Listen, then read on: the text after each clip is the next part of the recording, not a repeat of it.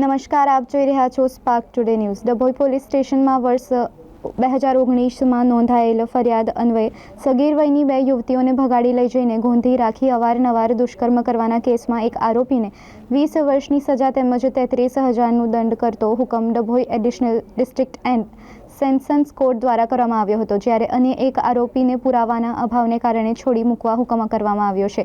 Dabhoi police station હદ વિસ્તારમાં એક જ વિસ્તારમાં રહેતા સુનિલ રાજેશ અને મિત્ર અમિત નાગજીભાઈ દ્વારા તેમના જ વિસ્તારમાં રહેતી સગીર વયની બે યુવતીઓને વાલીપણામાંથી ભગાડી લઈ જઈને 2 વર્ષ સુધી ગોંધી રાખી અવારનવાર દુષ્કર્મ કર્યો હોવાની ફરિયાદ વર્ષ 2019માં નોંધાઈ હતી।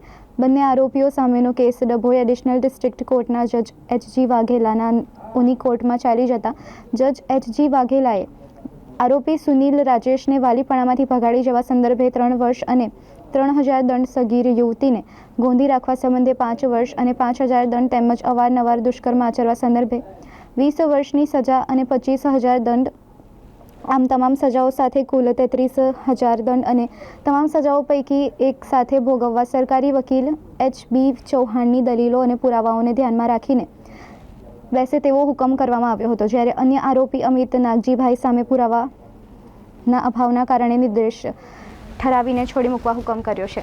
2019ના અરસામાં 2 ભોગ બનનાર યુવતીઓને 2 આરોપીઓ ભગાડી લઈ જઈ ગુનો કર્યા અંગેની ફરિયાદ ડભોઈ પોલીસ સ્ટેશનમાં નોંધાયેલી। જે ફરિયાદવાળો કેસ મહેરબાન ડભોઈના એડિશનલ ડિસ્ટ્રિક્ટ એન્ડ સેશન જજ શ્રી એચ.જી. વાઘેલા સાહેબની કોર્ટમાં ચાલી જતા આરોપી સુનિલ રાજેશ નાઓને તકસીરવાન ઠરાવી ભોગ બનનારને ભગાડી જવા સંબંધે 3 વર્ષની કેદ તેમજ 3,000 દંડ તેમજ ગોંધી રાખવા સંબંધે 5 વર્ષની કેદ તેમજ 5,000 દંડ તેમજ સગીર યુવતી ઉપર અવારનવાર શારીરિક દુષ્કૃત્ય કરવા સંબંધે 20 વર્ષની કેદ તેમજ ₹25,000 દંડ તેમજ આરોપી અજીત નાગજી નાઓને પુરાવાના અભાવે શંકાનો લાભ આપી અને છોડી મૂકવાનો હુકમ કરેલ છે।